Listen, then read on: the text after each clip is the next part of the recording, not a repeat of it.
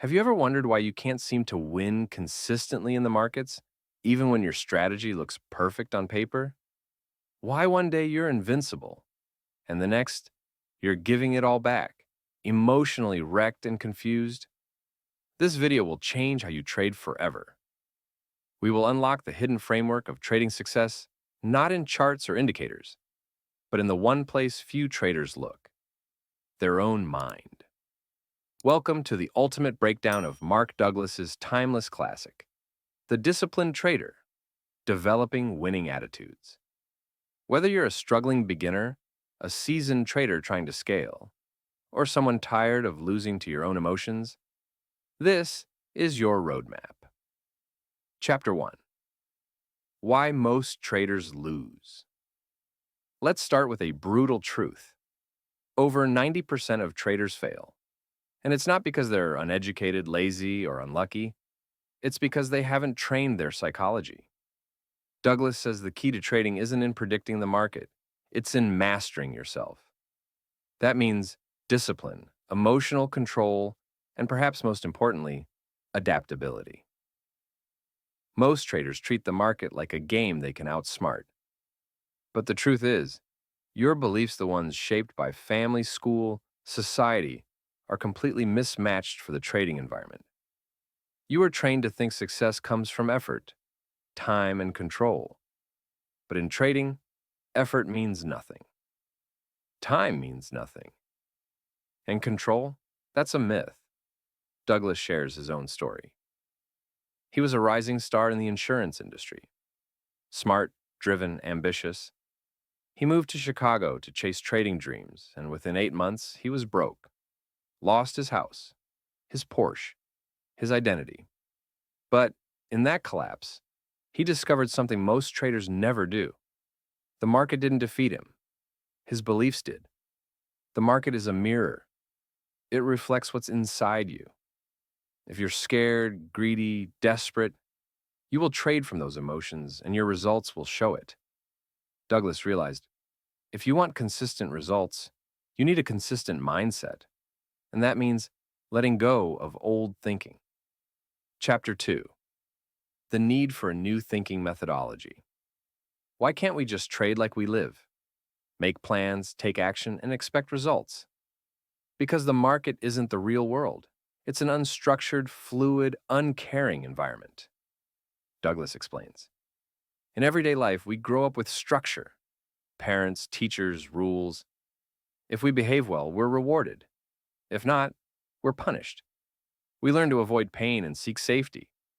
But in trading, there are no rules, no authority figures, no structure. You can do whatever you want, and that freedom is dangerous. Every moment offers unlimited risk, unlimited reward. Every tick can fulfill your wildest dreams or destroy your account. You bring your beliefs about money, success, failure into this environment. And those beliefs, unless restructured, become your biggest liabilities. This is why Douglas argues that traders need a completely new mindset, one not built on control, but on adaptation, not on certainty, but on probability. The disciplined trader doesn't try to force the market to behave. He learns to flow with it. Chapter 3: The Market is Always Right. Let's explore one of the most powerful and humbling lessons in The Disciplined Trader. The market is always right. If you've ever yelled at a chart or begged a position to turn around, you know the feeling. The market is wrong. It shouldn't be doing this. But here's the truth. The market is never wrong. Only your expectation of it is. Mark Douglas teaches that the market is pure. It's not out to get you. It doesn't owe you anything. It simply reflects the combined actions of thousands of participants buying, selling, and reacting to information, emotion, fear, greed. If price is rising, it's because buyers are more aggressive than sellers. If it's falling, the opposite is true. That's it. There's no conspiracy, no hidden force targeting your stop loss. This means when you're in a trade and the market moves against you, it's not a betrayal. It's information. And that information is a gift if you can learn to accept it without ego. So, how do traders resist the market? Through denial, rationalization, justification. It'll come back. It always does. Or worse, doubling down on a bad position out of pride. Douglas reminds us that this resistance is rooted in childhood conditioning. We're taught that if we follow rules, we'll be rewarded. But the market doesn't work that way. There are no rules except one. The market does what it does. To become a disciplined trader, you must internalize this mantra. I am not here to be right. I am here to listen. Because once you accept the market's authority, once you stop fighting its message, you free yourself to act with clarity. You become adaptable, detached, responsive, and that's where real consistency begins. Chapter 4. Emotional risk. The real enemy. What do most traders fear the most? Not the market, not even the loss. What they fear is the emotion that comes with the loss. Mark Douglas introduces a vital concept, emotional risk. It's the internal turmoil, the psychological discomfort that comes when the market contradicts our expectations. You're not just risking money. You're risking your identity, your confidence, your sense of worth. If your identity is wrapped up in being right, every losing trade will feel like a personal attack. That's why traders hold on to losers, not because it makes sense, but because it hurts too much to accept the loss. Douglas explains that this pain is rooted in beliefs, early conditioning that linked failure with punishment or shame. So what do? We avoid the pain. We justify. We hope. We hesitate. But that avoidance creates losses. The disciplined trader doesn't fear being wrong because they've detached their self-worth from their trades. Instead of thinking, I am a loser, they think, that trade didn't work. What can I learn? This mindset is liberating.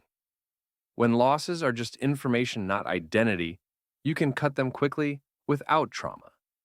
Douglas teaches that emotional risk is managed not by willpower, but by rewiring your beliefs. That means 1. Giving yourself permission to lose. 2. Accepting uncertainty as normal. 3. Trusting your system over your emotions.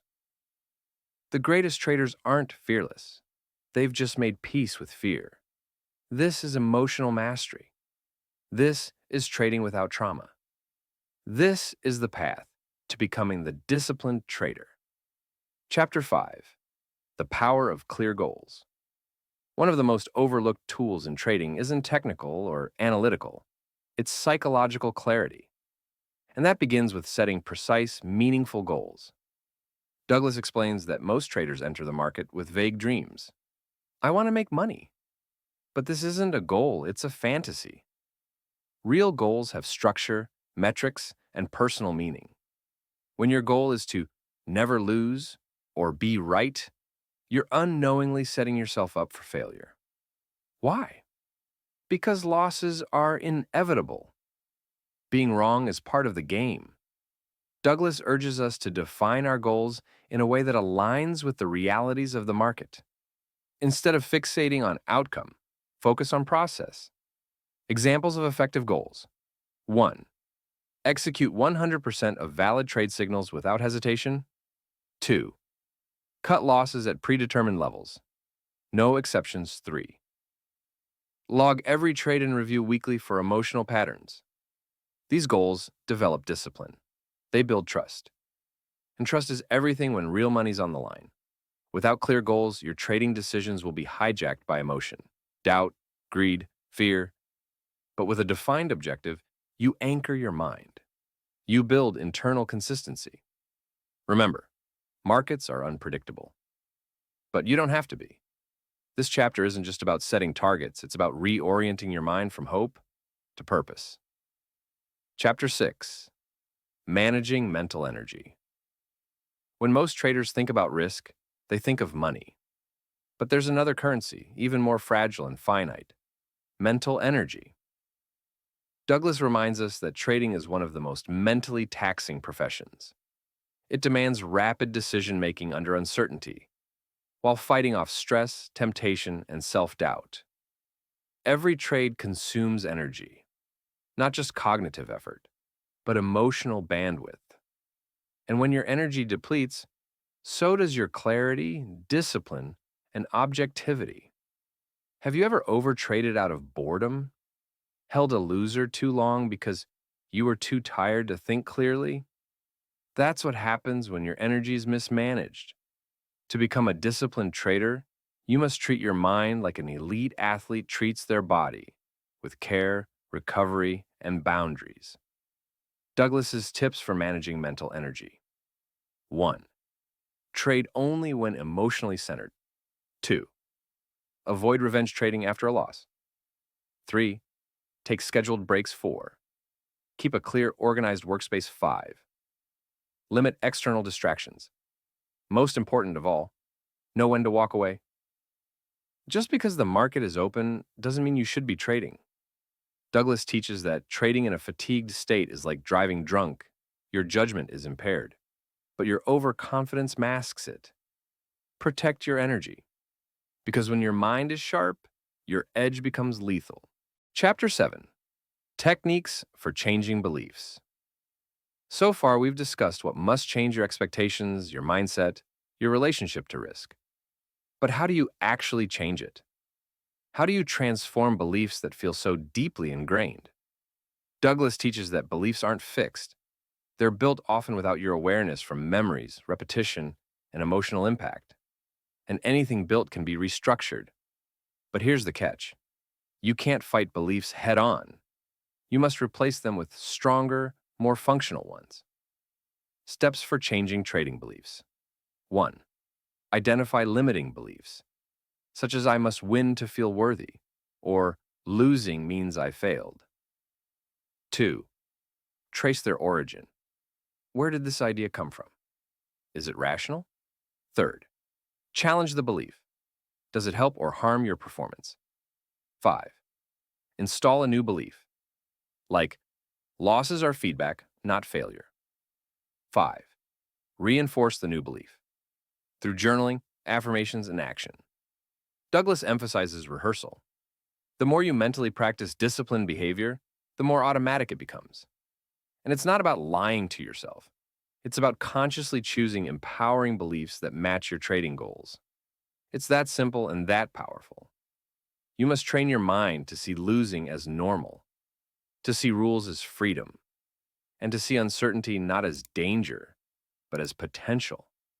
When you change your beliefs, you don't just trade better, you become a different kind of trader. One who thrives, one who wins, not despite uncertainty, but because of how well they manage it. Chapter 8. Becoming a disciplined trader. After all the lessons, tools, and mindset shifts, we arrive at the core question. What does it really mean to be a disciplined trader? Discipline in trading isn't about being robotic. It's not about suppressing emotions. It's about creating a mental structure that supports consistent execution, no matter what the market does. Mark Douglas breaks down discipline into habits. Habits of thought, habits of observation, habits of behavior. Core traits of the disciplined trader. 1.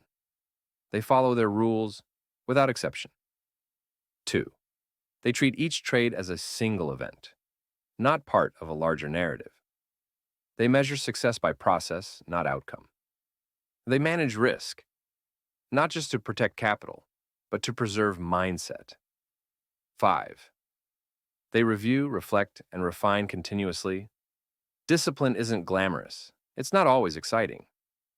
But it's the bedrock of consistency. Douglas shows that becoming disciplined is not a single decision, it's a practice, a path. And on this path, setbacks are part of growth. You won't be perfect. You'll still feel fear, greed, hesitation. But over time, those emotions lose their power because your identity is no longer at their mercy. When you trust yourself to act consistently, no matter the chaos, You become what Douglas calls the disciplined trader. And that's when trading becomes not just a job, but a reflection of your highest self. Chapter 9: The Cycle of Growth. Growth in trading doesn't come from information, it comes from transformation. And transformation happens in cycles, not straight lines. Douglas describes the journey of the trader as a psychological evolution. We begin as unconscious incompetence. We don't know what we don't know. Then we become conscious incompetence, aware of our flaws, but not yet able to change them. This is often the most painful stage. But with repetition, awareness, and belief reconditioning, we enter conscious competence, able to act correctly, though it still takes effort. Eventually, we reach the rarest state, unconscious competence. Trading becomes automatic, effortless, integrated into who we are. But here's the truth. This cycle repeats. New levels bring new challenges. The market evolves. You evolve. So the disciplined trader accepts growth as endless. There's no finish line, only deeper levels of understanding. This is what separates amateurs from professionals. Not how much they know, but how committed they are to learning. They journal. They study their behavior. They measure progress emotionally, not just financially. They celebrate small wins, cutting a loss quickly, sticking to a plan, walking away instead of overtrading. Douglas reminds us that every mistake is a doorway. Every frustration is feedback. And when you embrace this cycle, when you commit to the path, not just the payoff, you evolve into more than just a trader. You become a master of yourself. Chapter 10: The Real Journey. Here we are, the final chapter. But if there's one thing Mark Douglas teaches, it's that the journey of trading mastery never truly ends. Douglas closes The Disciplined Trader with a powerful insight. Trading is not about conquering the market. It's about knowing yourself. Yes, the market will always offer opportunities, but whether you capitalize on them depends entirely on your mental framework, your beliefs, your discipline, your emotional resilience. The market is the ultimate psychological mirror, and each trade is a reflection, not of your strategy, but of your state of mind. This final lesson is not just about trading, it's about life, about becoming someone who can remain calm in chaos, detached in uncertainty, and intentional in the face of randomness. Douglas urges us to stop seeking the market's approval, to stop chasing money as a validation of our worth. Instead, we should pursue mastery. Mastery of our thoughts, our reactions, and our choices. The disciplined trader is not someone who wins every trade. They are someone who wins the internal battle every single day. And that is your journey. Thank you for joining us on this deep dive into the disciplined trader. If this resonated with you, share it with a fellow trader. Drop your thoughts in the comments. And remember, trading mastery doesn't begin with a system. It begins with you.